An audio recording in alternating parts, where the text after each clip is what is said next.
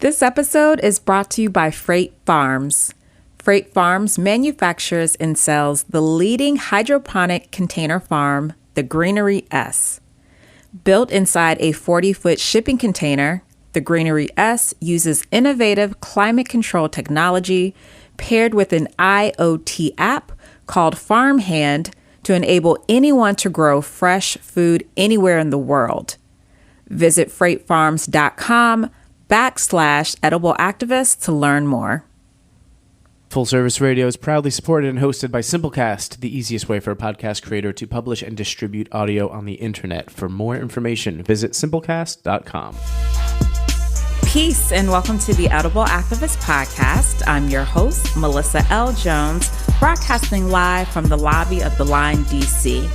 On this show, you hear from the voices of dynamic Black people and people of color in the agriculture, food justice, and healing space as they share empowering food narratives and perspectives that stem from the land, all while exemplifying the spirit of activism in their own edible way. Let's get started.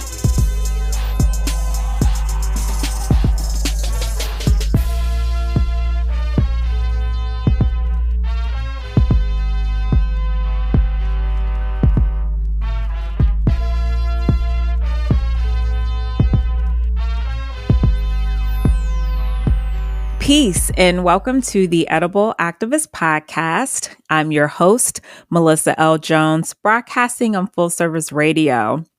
So for today on the show, I have a special guest, Bryan Epps, who is a New Jersey native, organizer, community builder, and a returning farmer. So in this episode, I am super excited because we're going to learn more about Bryan and his call back to Stewart family land held for 200 years. We're really going to dive into that and his devotion to disrupting food apartheid. Bryan, I am so excited to have you on the show. Welcome to Edible Activists. Melissa, thank you for having me. I'm again just really happy to be here in conversation with you. Absolutely. Well, I definitely I invite and welcome new edible activists to the show. And once we wrap up, you officially will become alum, Bryan. So just so enthused to have you, another perspective, another voice in this space. And so you actually have a very extensive background, starting as an organizer and supporting urban farms. In addition to that, some other positions that you've held too that we'll actually dive into that just a bit, but you're in the political field. And so, but let's start. I want to explore you starting as an organizer and supporting urban farms, and where that path has generally led you to, and how you involved in this space. Yeah, thank you. It's been complicated and messy. I appreciate that answer off the bat, brother. I do. Yeah, but the organizing piece has been definitely beautiful and a godsend. As you mentioned, I grew up in New Jersey. I grew up in Newark, downtown Newark. My parents moved there. My dad was going to business school at Rutgers. My mom was teaching at Rutgers, and so my family moved there. And we were there in the 80s, the early 80s, and like many other cities, many other places across the country and even the world, as you know, Newark is a Black city, Black community predominantly, and it's just under attack in so many ways by the system, from urban renewal that had taken place there starting in the 50s and 60s. The district that we lived in is called the James Street Historic District. And folks who moved into the community and joined other folks who had been living there for decades were just battling, trying to preserve what was left of the neighborhood. The things that hadn't been knocked down by highways or urban renewal programs like hospitals and other projects, that brought certain folks money and tried to attempt to bring the city prestige. And they, my parents just kind of joined that fight. And that's kind of the context in which I grew up in. And in addition to the war on drugs and everything else that was happening in the city. Um, I'd also say that this is a really colorful neighborhood. College students, retirees, folks of different races, different economic backgrounds, just really trying to work together to make a difference. And all of that with just a long family legacy of agriculture. My dad grew up in South Jersey and eventually went to agricultural school. He grew up in segregated schools in southern New Jersey.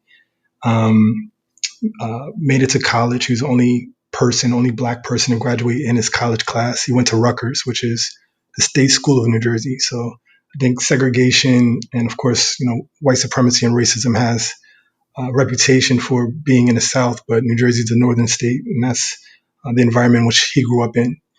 And graduated from agricultural school, went to business school, as I mentioned, at Rutgers in Newark, and moved into downtown Newark and decided that he was going to continue to be a farmer. So in this community of urban renewal, my backyard had apple trees and plum trees, peach trees, strawberries, greens, grew everything. And my father was also very intentional about teaching the lessons of agriculture to me and my brothers. We participated in community programs. I don't know if you had Share where you were, but we did that. It's a program that if you volunteered for 2 hours, you could get up to $40 to $50 of food for your family. And we put in our volunteer time. We handed out food to families who needed it. We took food home for ourselves and ate it because we wanted connection to fresh food. Um, Probably goes without saying for most folks, the context of the 80s and 90s in Newark also created food apartheid, right? A purposeful dislocation of food, healthy food, especially in my community, in the community I grew up in. Um, Newark is the largest city in New Jersey, for example. New Jersey's the wealthiest state in this country, but my family we had to drive outside of the city limits to go to a supermarket. Yeah. Which, looking back, of course, it was a disadvantage, but it was also a privilege that we could drive to do that.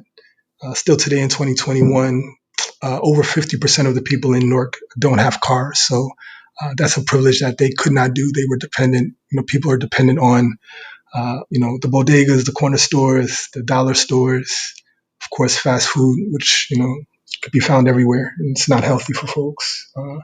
Bodegas are great. They're small, locally owned businesses, but they can't always carry a large scale of products and they can't always carry the freshest products, right? Um, and I remember in the 90s, I believe it was Pathmark, they moved to Newark. And it was one of the first examples of a major supermarket moving back to a black city, to a major city. And it became the highest selling supermarket in the country.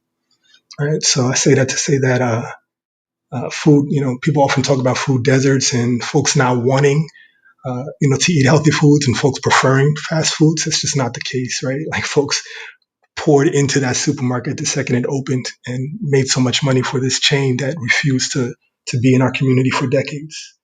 I guess that's the context, the context of which I started in. I haven't even gotten to the organizing piece, but I know when I came back from college, the tight knit community that I talked about before, I just noted it was starting to unravel. Like folks were tired, my parents were tired, folks who had moved into the community 20, 30 years earlier were just tired of fighting. Tired of fighting for the simplest things like supermarkets, like services, recognition, etc. And there's a lot of missing teeth in the community just in terms of vacant lots. And I noticed there was just one lot in particular that sat right in the middle of my street that folks would congregate at, would, let the dogs run in. They would have conversations about what was happening in the neighborhood. And I decided that I wanted to, that preserve this space and keep it away from development that was happening. And it could be a community garden. So I wrote a letter, this young, arrogant college kid coming back home. Oh no. I wrote a letter to the community association. I was like, we have to do this. Like I want to talk to y'all about preserving this lot. And they heard me out. They invited me to a meeting, talked about it, and started organizing about it around that piece of property, and reached out to an organization that I later started to work for called the Greater North Conservancy. It's a nonprofit that does uh, organizing, does environmental education, does horticulture, and started organizing. They actually provided a lot of the tools and know-how that I needed to get that park going. I was eventually able to preserve it as a Green Acres site, and it's still in use today. It's got beautiful trees there. Folks still use it for multi-purpose use, but it became one of the first parks that I started in the city. And that's kind of my start, my origin in terms of organizing around community gardens, urban farms, and environmental space in the city of Newark. Eventually, when I started to work for the Conservancy, I learned so much more about the city that I grew up in than I had ever learned before working with folks who had been farming, right? These are folks who had moved from the South moved from the South into Newark from all over the world, Mississippi, Florida, Virginia, Jamaica, Brazil, just farming all around the city, growing the things that they knew, providing for families, giving their surplus away to neighbors. Um, just learned about so much more about the lots that exist, the people that exist, what drives folks, what holds people together. And it was an inspiration for me to go to graduate school, get a degree in urban policy, and I guess the rest is history. Wow. The rest is history. Are you serious, Bryan? Just the rest is history. Oh my gosh. But just starting, I mean, at the very, the really, truly at the origins of your story is just starting from your family, and just coming from a family so grounded. And I feel like that's where it starts, and just being in this conscious space, this environment. So that is the part that just stuck with me as you walked us through this maze, if you will. And it is beautiful. And so I definitely want to um talked a bit to you when we had our initial conversations. It was, I'm a returning farmer. And so Mhm. not only are you a returning farmer, but returning to steward your family's land, which is a story within itself.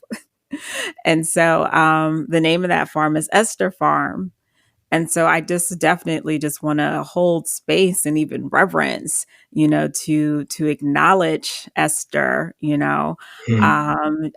your ancestor, your lineage, and to talk about, returning to the land, to steward this family land. Yeah, thank you. It's funny, like even doing that organizing work that I just talked about, I didn't see myself as a farmer. I didn't even see myself as an organizer.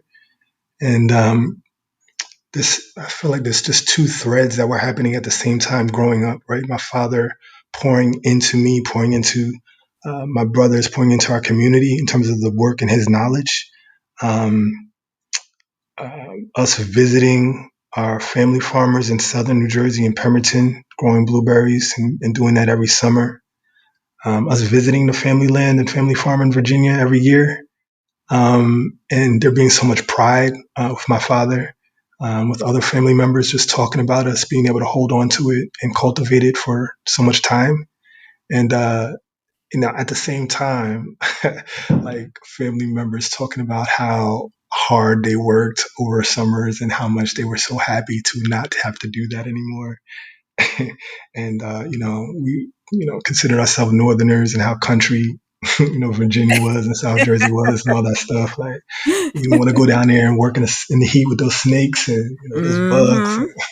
My father talking about getting stung by wasps and everything like that. So there was just two stories in which I think didn't allow me, even with so much love and reverence for the history there, I didn't allow me to think of myself as a farmer, and didn't even allow myself to think of uh, working with folks who had um, been committed to that knowledge and committed to those skills, working with them as potential to solving problems and sourcing issues. Excuse me, I thought I turned my notifications off.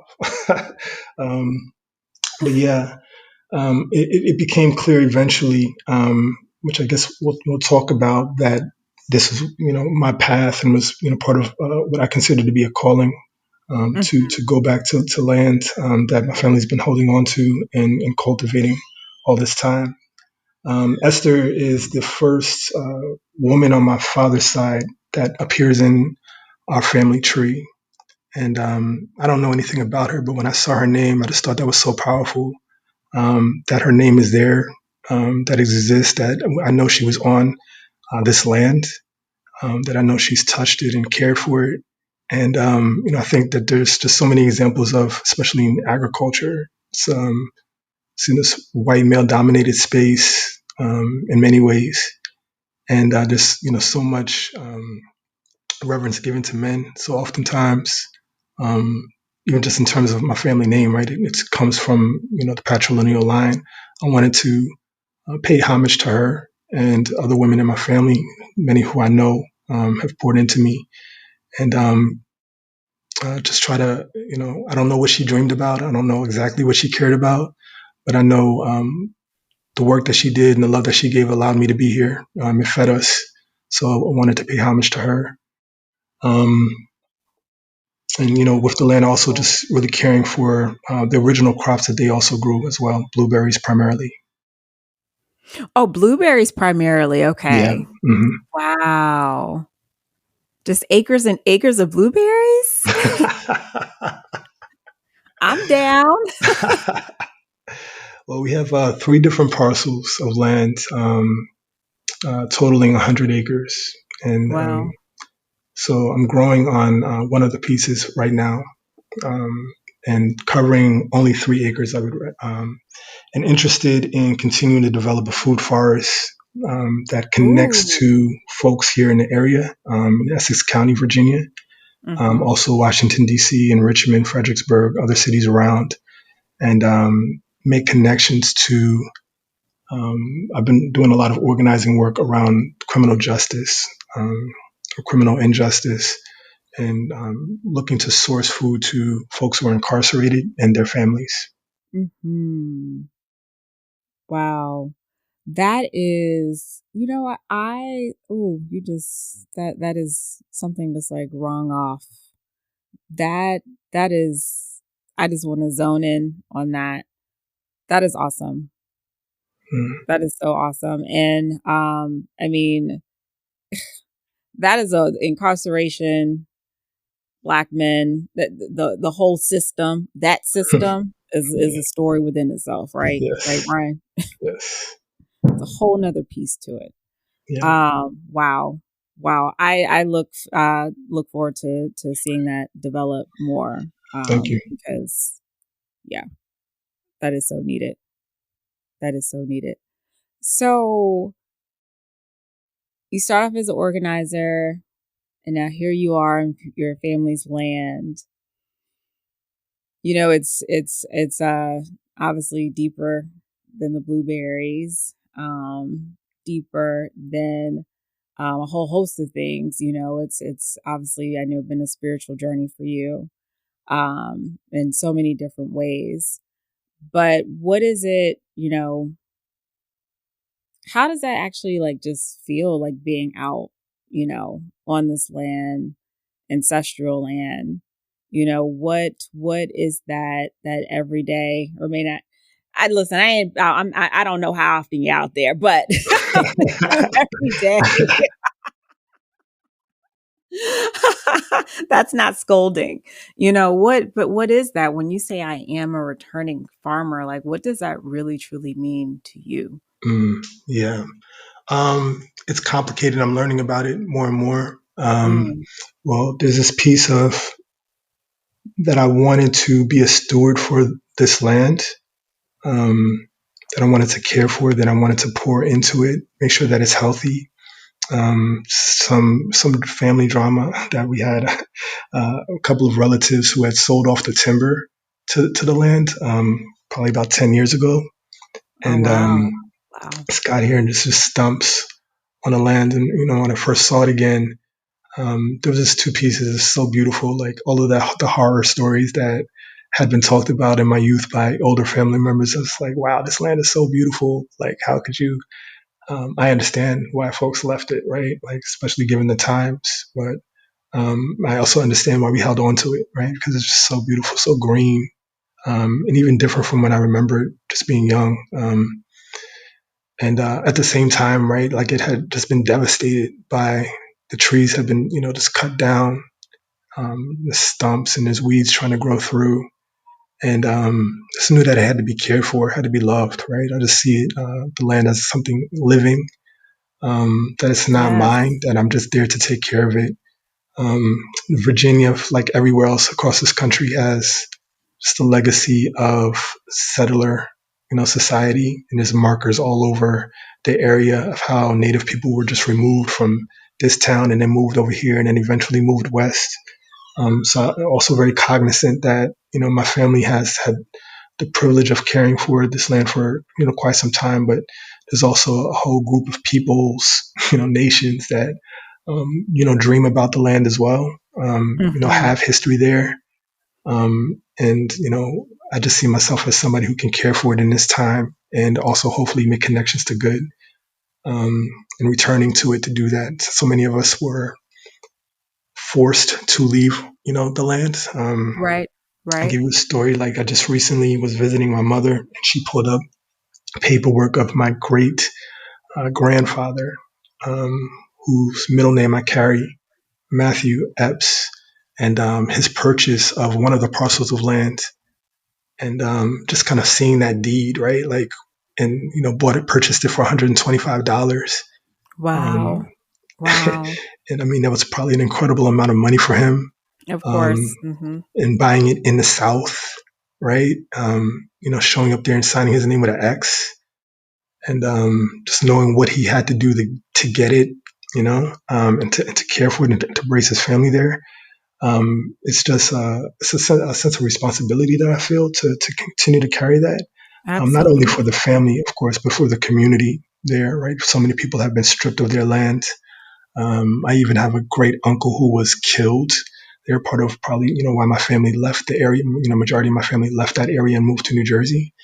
Um, and so, I think that's just part of our story as a people to be able to, to return to what folks have fought for and dreamed about and strive for. I feel like is a privilege for me, and just want to use that space to again, not only grow fresh food for myself. I love blueberries to death. Love, fresh food myself, but want to, create something that it and cultivate something that's useful for folks who have been deprived of their dreams and been deprived of their land. Wow. And the other, one of the other things that we talked about too are just the intentions of pouring into the land and Yes, not just taking from it. You know, yes. like just spending that time to like really, yes, cultivating, but just pouring into the soil. This is key. So when I talked about my plans and continue to talk to folks about it, they're like, "What are you growing? Right? Who do you sell to?" And I'm like, "Wow." Well, one, like if you've, you have house plants, you know that the process of caring for anything, certainly something that's living, is a process into itself, right? And I immediately knew that I had to fall in love with the process over the product, um, just as a matter of being a successful, agriculturalist. That's one piece. But also, again, just like my intention for being there is not necessarily to have things, right? It's really to be a steward for the land and to not devastate it the way it's been devastated, whether through knocking down trees or through removal of people or all of the traumas that it's faced, right? I want to be somebody that is a lover of it, and that means I can't see myself as taking from it or what is this land going to produce for me or what is going to produce for others, but how can I nurture it so that it's able to grow things, right? How can care for this land in a way that it's able to be a connector for folks in a way that it was in the past.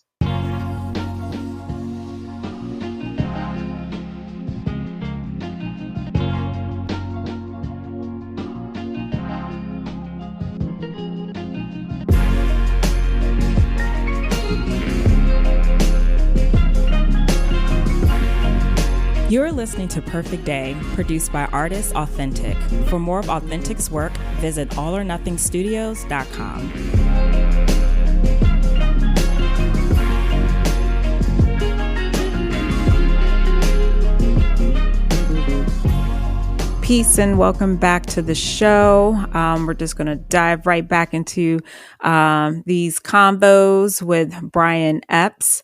If you didn't catch at the top of the show, he's a New Jersey native. He's an organizer, community builder, and a returning farmer. And we were just talking. We actually talked about a lot. But he just took us through this beautiful maze and journey of how he started as an organizer, now stewarding family land that's been held for 200 years. Just what an incredible story. And so one of the things that, like as we push through these conversations is I want to revisit, well, no, actually, we talked about food apartheid just a bit earlier in the show. But Bryan, I know that you have, everybody has their views and their perspectives of, what is healthy nutrition, what is healthy living. And I know you share a number of perspectives of in that nutrition comes in many forms, So I'm jumping from organizer to farmer to, nutrition. And we all know when we say nutrition, like just the source of our food. And I'm sure not just the source, how it was made, how it was grown, like all of that. But definitely just want to spend some time just unpacking some of your perspectives when it comes to nutrition and getting this in various forms. Even for those who, we obviously talk a lot about growing and how people can, grow just from starting small to like big, but how just, again, I'm going on and on. Yeah. It just spent some time, just talking through your perspectives on nutrition and what else that looks like. I appreciate it. As an organizer, somebody who tries to work with folks and make connections and even inspire people to act, I often find myself asking or being curious about, like, what is it that's going to inspire somebody to act, right? What's their motivator? And I believe my motivator to be family, right, to be that connection, to be that history that I was instilled with. But I think the truth is, so we opened. So I think my path has been a little bit messier than that, right? The things that have brought me back to the land have also been traumatic and been things that have lacked nutrition. For years after being an organizer, I worked in public policy. Was even a lobbyist for some time, and I worked for the Bloomberg administration, worked for the Booker administration when they were both mayors, and I was a lobbyist for a small boutique firm in New York City. And after going to graduate school, studying urban policy, really looked up to those positions as being like the pinnacle of public policy, right? Like those are the places where I can learn. Of course, those were the cities I was living in, so I wanted to be a public servant to the people. But also, for example, while working for the Bloomberg administration, I was being stopped and frisked, right? And experiencing the movement of my people across the city through gentrification. It's the same movement that moved Black folks from the South to the North, right, or move Black folks from Africa to America and from plantation to plantation. And it's just like a trauma there that's purposeful, that Yes. tries to make us forget, right? Like we can't have memories about why we're great. We can't have a history. We can't have solid institutions because we're in constant movement. I mean, we do have all of those things, but at the same time, we could have so much more if we weren't being forced to physically move all the time. So experiencing that in my life, right? Like this is not history. It's like what we're experiencing today. Like somebody is moving right now because they can't afford to be where they are, Right. where they want to be, where their family's been, where they've built institutions and where they experience love at. that's happening right now. And so, being a part of administration that both administrations really that were so focused on data, right, and the importance of science, but also not recognizing the harms and traumas was was not nutritious, right? Mm, Like mm, experiencing those things physically. I can just go into countless times of being stopped and frisked or harassed, and experiencing those things. It's completely illogical, right? Well, how does somebody who's in the mayoral administration a target for a police harassment, right? That don't make any sense. It's completely illogical. Um, and so, I found myself in a place, in addition to many other things, wanting to heal and just wanting to grow and wanting nutrition, craving it.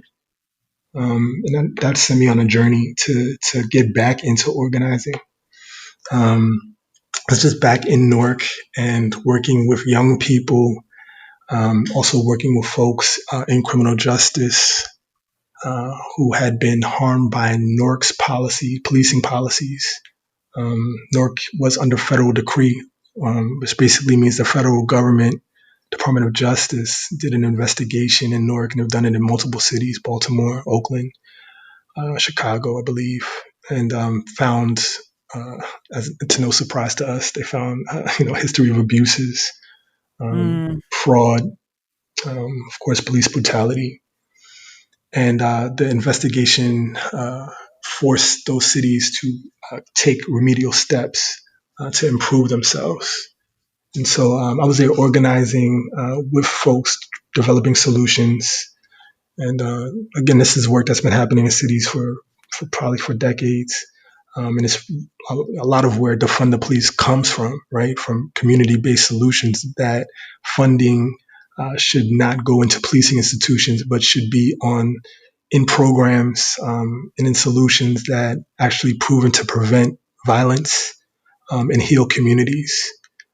So that's the work that really helped to restore me, not only from the issues and from the experiences that I had faced, but I also believe to help to really surface solutions that were good for the city of Newark. If you've been following what's been happening there, there hasn't been, police shootings, even in the rise of violence, right. because those solutions have actually worked not only for community members, but they've also worked for police, right? Because police have a lot of trauma themselves, and that we all need to heal from. Um, uh, so just really became curious about that. Of course, got into therapy myself. Mhm. Started reading books that were sourced from other activists and organizers, even just authors like Bell Hooks. I love All About Love, her book, just in terms of envisioning what community should look like and can look like. And all of those things, I think, helped lead me back to the family lands, in addition to discussions with my father and mom, other family members as well. Wow. What would Esther want Mm. see what do you think Esther would want to see just other things transpire on the land? Do you ever think Hmm. about that at all? I Like, have, just like, and what would Esther, is that ever even a thought? yeah, I've tried to think about it, and then I've also tried not to think about it because I'm sure I would mess it up. Melissa. Like, how could I possibly get that right? But I do think about it. Um, I try to dig into this. Actually, I was surprised to find that there's literature written about the Black community in this county, and just started to order some books and learn more about what folks were experiencing during her time, Wow. to get a Mhm. deeper glimpse into kind of what she was experiencing, what other family members were experiencing on the land throughout the years. Um, Also continuing to learn from farmers. So many Black farmers. I mean, it's not enough of us, but there's so many Black farmers who've just been in the area, and of course, all across the country doing this work, and just learning about what they've been fighting for and what their dreams are has been really helpful. Speaking to Esther specifically, I think what I do know is that um, in northern Essex County, where the land is, Black folks there were really forging community at that time, and this is not unique to Essex County, Virginia. But you know, there's multiple places around the country where folks were coming together to just create a new arc, right? To create their own utopias, if away from white supremacy, trying to build schools for their families, trying to build hospitals for their families, trying to build their own institutions, as we always do and have done. And I believe that's maybe what they had in mind in terms of having the audacity and the bravery to buy this land and to continue to pass on the message of holding on to it. So I believe also in addition to wanting to maintain my connection to healing and restoration and getting away from criminalization of our people. I believe that's making connections to folks who are incarcerated is part of, I think, what Esther would have wanted, right? I Hmm. don't think they envisioned a world in which folks would be taken away from our communities again, right? They had just gotten out of enslavement. Right. That's not what they were dreaming about. So, if there's something that I can do to help us get out of chains again, I think that's hopefully in line with what they were dreaming about. Oh my goodness. That was beautiful. That wasn't even part of my questions, and it just something was just drumming, something was tapping, like, just ask, and that Esther is just such a powerful name. I know you stated that at the very beginning, and I just even when I just say it, like, just that Esther, it's Eester Farms, it just holds Yeah. so much weight, so much beautiful golden weight. So what are next steps? Like, what's next? There's Mm. gonna be some part 2s and 3s and 4s to all of this, Bryan, for sure. I can feel it. I can feel it. Awesome, thank you. I'm really serious about. I mean, one of the reasons that I reached out to you, and again, thank you for making the time. Is that I'm very serious about trying to forge community. It's again just part of my essence, my background. But I have no intention to go in this to be an island or even to be a model. I really wanted to be in community with rural Black genius specifically. Um, and my next step is really trying to not only be on this land, but also connect with other folks who've been able to maintain land, who are being stewards for land, um, and trying to learn and trying to fight. So hopefully they hear this and just want to be in community to have discussion, and to build and try to progress. Additionally, I think there's so much more acreage that's here, and that connection piece to folks who actually need food, want food, are trying to build solutions in the food supply chain. Looking to really bridge with that and figure out ways in which to do that. As and as much as the land will give, I want to share it. So those are kind of the two top things that are on my mind. In addition to just being a more skilled farmer, I just remember having a conversation about like I had a Jamaican neighbor, and their sorrow. Jamaican drink. It's made from Mhm. Yes. the leaf, Yes. right? And I was like, "Yo, that's sorrow. That's hibiscus. That's the same thing." And we had this whole argument about it. So afterwards, I had to Google it. I'm like, I know I'm right about this. Um, and it turns out there's like 200 different types of hibiscus plant, right? Like sorrel is not the same exact thing, right? There's so much to learn, even just about one plant, Mhm. about blueberries themselves.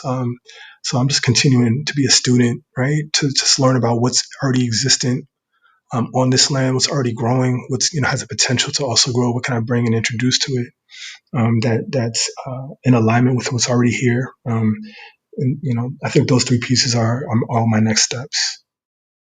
That is so great. So, Bryan, for those who want to connect with you, those who want to organize, build, all the things that Bryan just laid out, how can someone get in contact with you? What's the most convenient way to do so?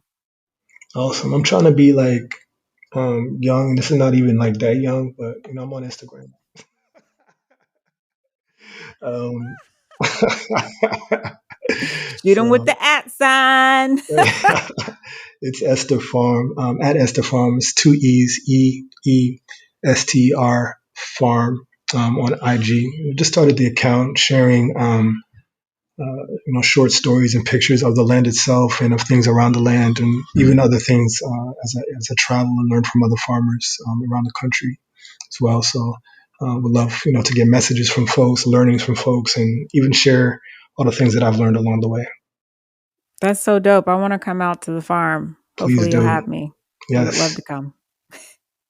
All right. Well, I'm not letting you off the hook that easy, okay? Because we have a few rapid fire questions. And are you ready? I think I am. I can handle it. Okay. Okay. Bryan, what is your favorite veggie or fruit? I've always been a fan of the plum, but I also, the watermelon has been getting a lot of slander recently, and it's an They always get slander. African I fruit. love some watermelon. There's a lot of watermelon slander out here, Melissa. It's an African fruit. We brought it over here, so it's also Hello. Get with it. an Get with it. aphrodisiac. It's natural Viagra. So I'm starting to have a strong appreciation for the watermelon as well. Hilarious. Get your watermelon on, y'all. I love watermelon. Love it. Love it. Love it. But you know what? No, I don't think anyone has ever said plum. So no one's ever said plum. That's real plums. specific. That is real specific. Plum wine, plum, like I could go plum cobbler. Plum cake, right? Okay, I got you. All right. So, okay, now this is about your flavor profile. Sweet, spicy, sour, salty, savory, or bitter? Definitely sweet. I have a tremendous sweet tooth. Oh, really? Okay. Yes. All right. Last artist or podcast you listened to. And that literally could have been moments before our interview as you pregame. That could have been yesterday. Anything. What was the last jam? This is scary, but I listen to AgriTalk. They're a bunch of white men talking about agricultural news, and they get on my nerves, but it keeps me grounded in what I should know and what I should be fighting against. So, and that's the last one I listened to. It's the last podcast I listened to. All right, there you have it. Who are you rooting for these days? And that can be anybody. Yeah, in relation to AgriTalk, they are firmly trying to rally up the troops against our Black farmers being compensated and being restored in terms of debt relief with the bill that's out. And I'm rooting for Black farmers right now, that they get justice and that they get the relief that is more than owed to them. I'm right with you. Yep. I am right with you. Bryan, this has been so great. I got to know you. I swear, your voice is so smooth. Y'all, his voice is so smooth. I'm just like sitting here. I'm just like, I can just listen to you talk all day. What a journey you have. What a story. Oh my gosh. I mean, just to see where you started in like this organizing space and this return back to the land. I mean, it's like, it was a beautiful mace, like it is. And I know there's going to be more added to it. And so I'm just excited to see Eester Farm evolve and what you're doing and the plans that you have.